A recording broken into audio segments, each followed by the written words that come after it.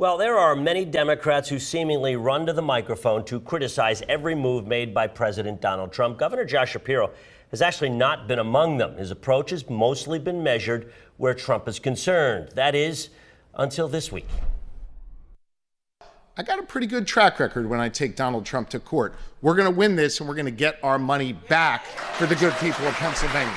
Governor Josh Shapiro announcing a lawsuit against the Trump administration for reneging on a contract to pay PA farmers to produce food for PAs hungry at food banks. The governor also showing more of an appetite for pointed remarks about the president's man. These guys don't know how to govern. I think it's just like, you take a look. By the way, I mean, there is a serious point here. I mean, over the last 4 months, what has defined the federal government? Absolute, total chaos at every level.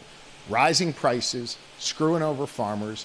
President Trump took an oath of office, and on that day, he was the leader of the free world. And he seems to be working overtime to relegate us to being a hemispheric power in the world. This is really dangerous, chaotic, scary stuff.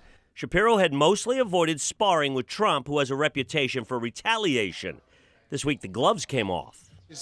These guys are like the gang that can't shoot straight. So we're going to have political differences. I'm sure I disagree with the governor probably more than we agree. Republican U.S. Senator Dave McCormick didn't hear Shapiro's comments, but prides himself on bipartisanship, even cordially shared a stage this week with Democrat John Fetterman. You know, there'll be opportunities to punch, opportunities to tell each side how they're failing the people of Pennsylvania. But more than anything else, I think the expectation is we're going to solve problems. And you can't do that if you're just highly partisan in the way you conduct yourself. An approach the governor has mostly taken with the president. Mostly. Today, I will not be afraid to stand up to them when they do something that undermines the rights and interests of Pennsylvania. And the lawsuit filed this week wants the USDA to honor that 3-year, $13 million contract to fund farmers who fill food banks. It was signed just before President Biden left office.